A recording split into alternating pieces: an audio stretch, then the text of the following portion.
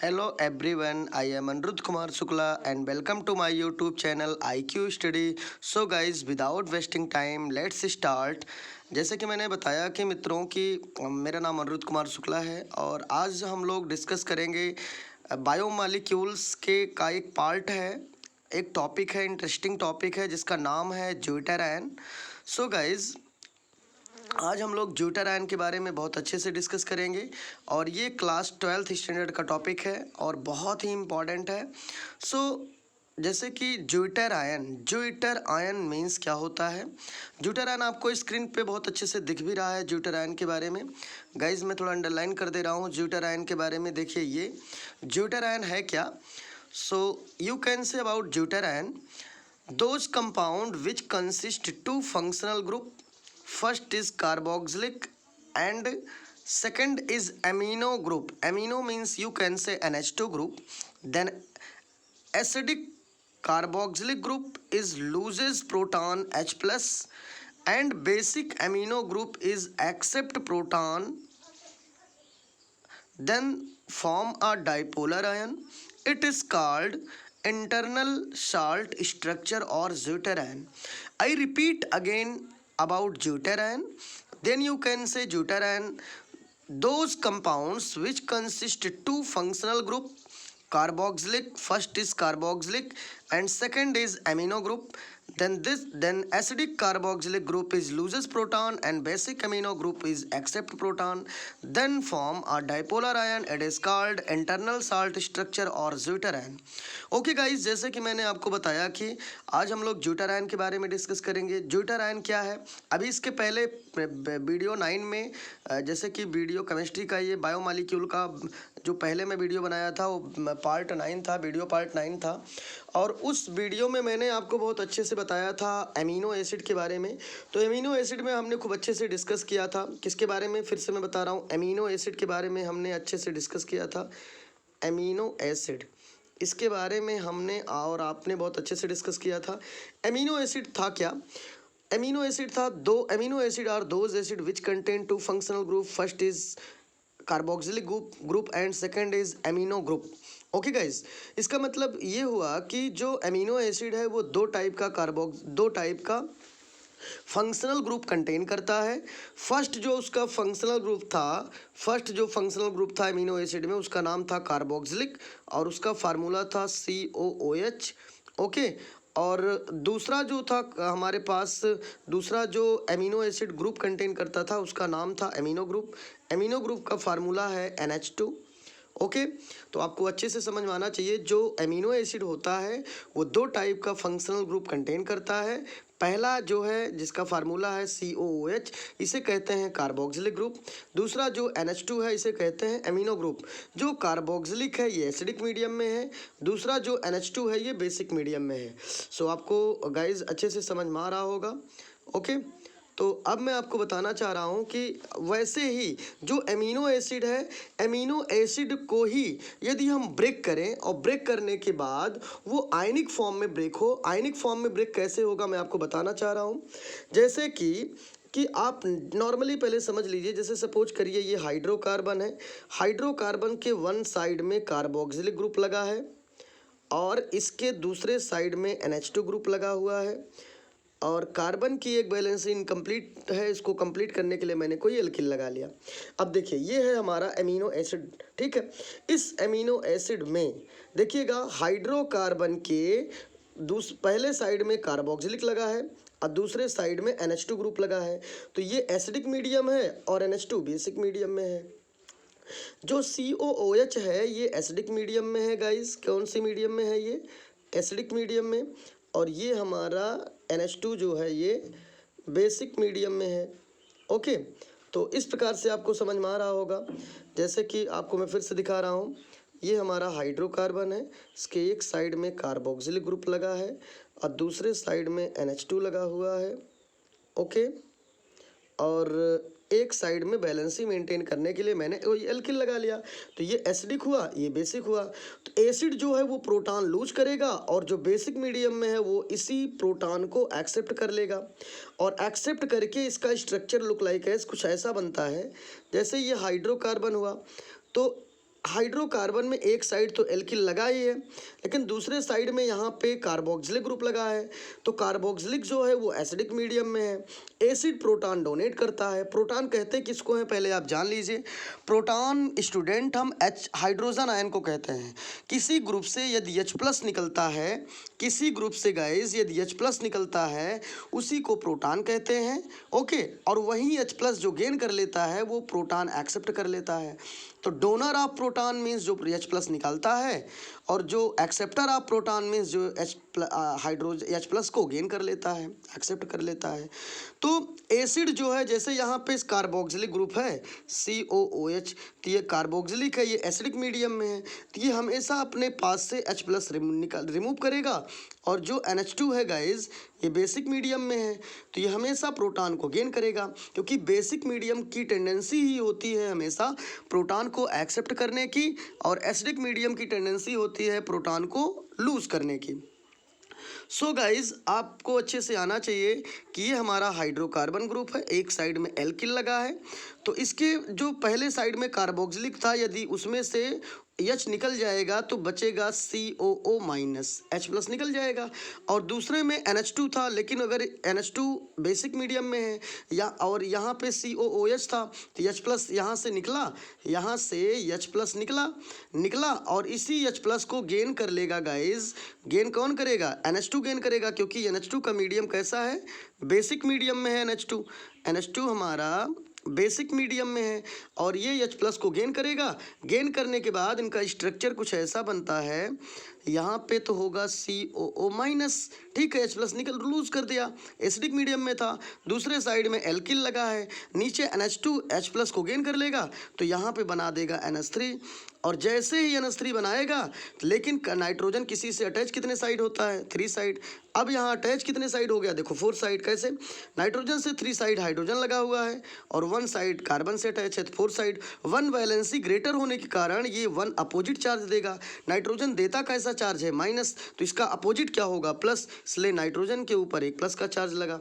तो इस प्रकार से कुछ स्ट्रक्चर, कंप्लीट स्ट्रक्चर ऐसे बनेगा। CH के एक साइड में हमने COOH लगा दिया, सॉरी COO कर दिया, H तो निकलूस कर चुका है। यहाँ पे गाइस फिर से देखिए आप, थोड़ा मैं कलर चेंज कर लूँ, दूसरे कलर में कर लूँ। ये देखिए यहाँ पे ये हाइड्रोकार्बन ग्रुप है, एक साइड में कार्बोक्सिलिक था जिसमें से H निकल चुका है, तो यहाँ पे माइनस चार्ज आ गया। और इसी H+ को गेन किया बेसिक मीडियम वाला NH2, तो NH3 बना दिया। तो यहाँ पे 1 वैलेंसी ग्रेटर होने के कारण ये जो है 1 वैलेंसी ग्रेटर होने के कारण ये 1 ही वैलेंसी है, ये देखिएगा।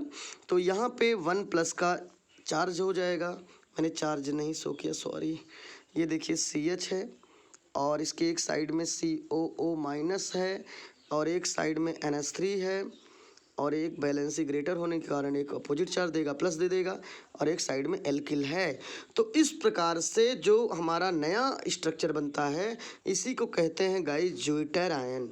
खूब अच्छे से समझिएगा, ज्विटर आयन होता क्या है? कोई भी अमीनो एसिड में जो एसिडिक मीडियम का कंपोनेंट है H+ रिलीज करेगा और उस H+ रिमूव करेगा, उस H+ को गेन करेगा बेसिक मीडियम वाला कंपोनेंट, बेसिक मीडियम गेन कर लेगा, कोई बाई प्रोडक्ट बाहर नहीं निकलेगा। ओके, तो इस प्रकार से इसमें 2 आयन बने, एक एनायनिक स्पीसीज बना और एक कैटायनिक। कहने का सेंस हुआ एक एनायनिक पार्ट हुआ और एक cationic part. Cation means plus जो है इसको पॉजिटिव चार्ज को कैटायन बोलते हैं, नेगेटिव चार्ज वाले को एनायन बोलते हैं। तो इस प्रकार से जो नया स्ट्रक्चर बन रहा है इसमें 2 आयन है, एक माइनस और एक प्लस, और इस प्रकार के जिसमें 2 आयन्स होंगे, कोई बाई प्रोडक्ट बाहर नहीं निकलेगा। तो इस प्रकार के आयनिक कंपोनेंट को कहते हैं ज्विटर आयन। ज्विटर आयन एक ऐसा आयन होता है जो एक अमीनो एसिड होता है। अमीनो एसिड में एक एसिडिक मीडियम का कंपोनेंट होगा, एक बेसिक मीडियम का होगा। एसिडिक मीडियम H+ लूज करेगा, बेसिक मीडियम H+ गेन करेगा, और उसी को बोलते हैं ज्विटर आयन, उसी को बोलते हैं इंटरनल साल्ट। आपको अच्छे से गाइस समझ में आ गया होगा। So I repeat again about zwitter ion, those compounds which consist 2 functional group, first is carboxylic, first is carboxylic, okay, first is carboxylic group and amino group NH2, then acidic carboxylic group is loses proton H plus and basic medium amino group is accept proton then form of a dipolar ion. It is called internal salt structure और zwitter ion. Okay guys, जैसे कि मैंने note भी किया है, those compound which consist to functional group, ऐसा compound जिसमें दो फंक्शनल ग्रुप हो, पहला कार्बोक्सिलिक हो दूसरा एमिनो हो, तो उसमें से जो कार्बोक्सिलिक होगा वो एसिडिक मीडियम में है, वो प्रोटॉन लूज करेगा, दूसरा बेसिक मीडियम में है, वो प्रोटॉन गेन करेगा. और इसी प्रकार से जो नया फॉर्म होगा, नया कंपाउंड फॉर्म होगा, नया आयनिक कंपाउंड फॉर्म होगा, उसे कहते हैं डाइपोलर आयन. इसी को कहते हैं इंटरनल साल्ट. ओके गाइज, आपको अच्छे से समझ में आ गया होगा. So I repeat again and again, zwitterion, those compounds which consist two functional group, carboxylic and amino group, then acidic carboxylic group is loses proton H plus and basic medium amino group is accept proton, then form a dipolar ion. It is called internal salt structure और zwitter ion. Okay guys, अब हम थोड़ा आगे चलते हैं. जैसे कि मैं समझाया, सेम स्ट्रक्चर वैसे बना है, आपको अच्छे से दिख भी रहा होगा. स्ट्रक्चर आप अच्छे से देखते रहिए और वीडियो को लाइक एंड सब्सक्राइब करिएगा. बहुत सारे स्टूडेंट ऐसे हैं जो अभी सब्सक्राइब नहीं किए हैं. सब्सक्राइब करने से बेटा आपका भी बहुत फ़ायदा है, क्योंकि वीडियो की सारी नोटिफिकेशन आपको मिलेगी. कभी भी आप नोट्स बनाने में दिक्कत हो रही है तो आप वीडियो क्रम से आपको मिल जाएगा, पार्ट वाइज. आप ओपन करिए वीडियो को, अच्छे से देख लीजिए, अच्छे से समझ में भी आ जाएगा और वीडियो को आप जो है सारी नोटिफिकेशन आपको मिल जाएगी. सो गाइज, जैसे कि मैं अभी स्ट्रक्चर आपको बना के दिखाया था, ये हमारा है, ये हमारा हाइड्रोकार्बन पार्ट है. और एक साइड में देखिएगा, यहाँ पे देखते रहिए अच्छे से, ये कार्बोक्सिलिक ग्रुप है, दूसरे साइड में NH2 ग्रुप है. NH2 के पास एक नाइट्रोजन के पास लोन पेयर लगा हुआ है, छोटा सा देख रहे हैं आप. लोन पेयर H प्लस को एक्सेप्ट कर लेगा अपने साइड में. फिर से मैं आपको दिखा रहा हूँ, ये NH2 ग्रुप है बेसिक मीडियम, ये H प्लस को गेन कर लेगा. और कैसे गेन करेगा, देखिए फिर से देखिए, H प्लस को गेन करेगा NH2, क्योंकि NH2 के पास एक लोन पेयर है. लोन पेयर आपको दिख रहा है. ये लोन पेयर कोई भी ग्रुप के पास यदि लोन पेयर हो, चाहे नेगेटिव चार्ज हो, तो वह एक न्यूक्लियोफिलिक स्पीसीज होता है. और न्यूक्लियोफिलिक स्पीसीज हमेशा न्यूक्लियोफिलिक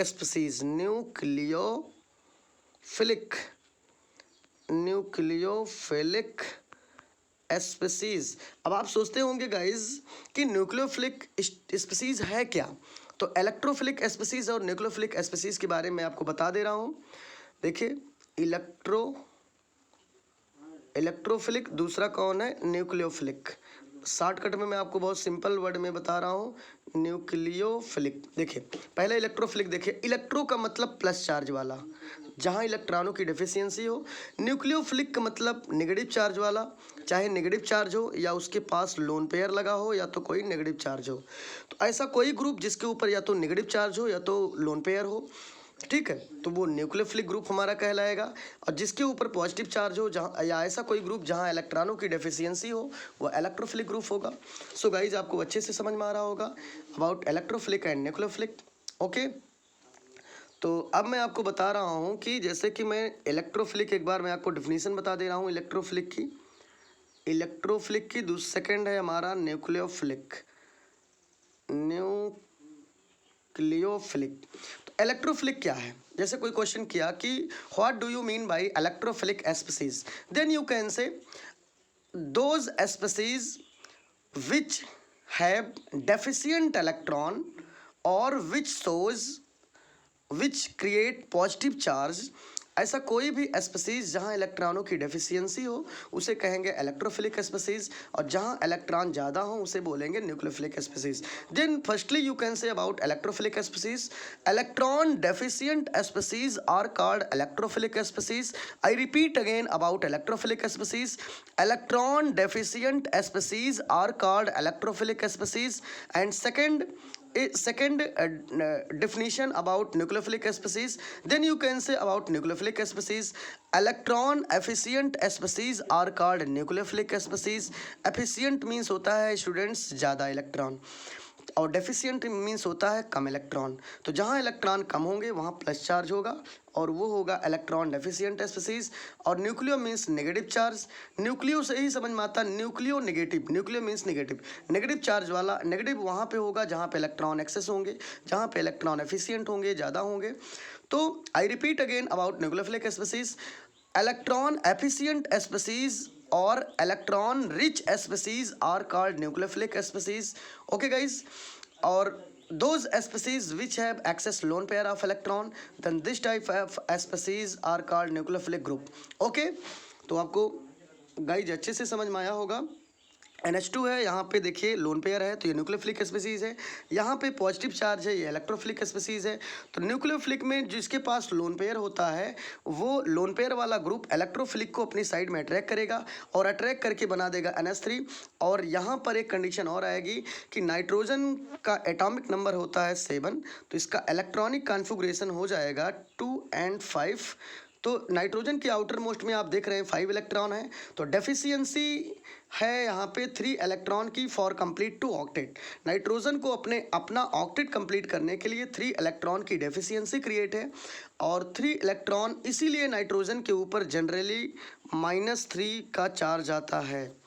एक बात और जान लीजिए, जैसे ऑक्सीजन का एटॉमिक नंबर गाइज 8 है, तो इलेक्ट्रॉनिक कॉन्फ़िगरेशन होता है 2 and 6। आउटर मोस्ट में 6 आ गया ना, तो 6 आया तो डेफिशिएंसी कितने की है फॉर कंप्लीट टू ऑक्टेट? 2 की, इसीलिए ऑक्सीजन के ऊपर जनरली -2 का चार्ज आता है।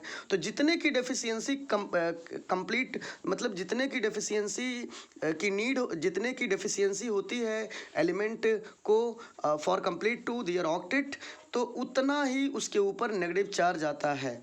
ठीक है, इसके बारे में मैं किसी वीडियो में आपको अच्छे से बताऊंगा मेटल नॉन मेटल के से रिलेटेड, तो आपको अच्छे से कॉन्फ़िगरेशन आ जाएगा।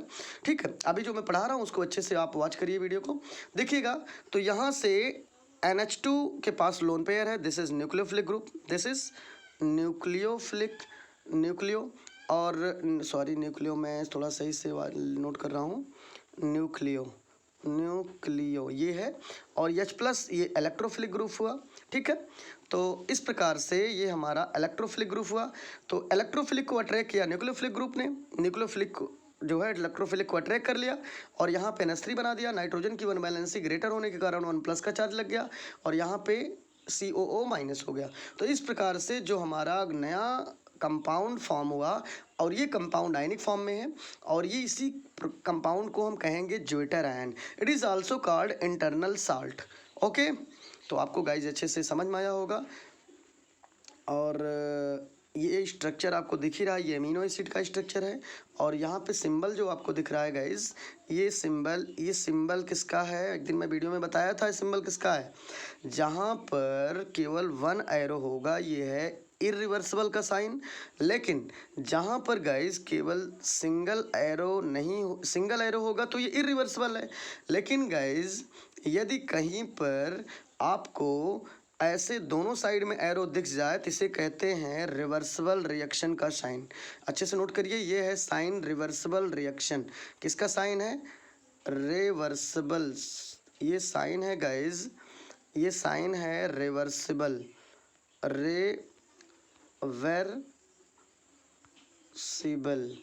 Okay, reversible.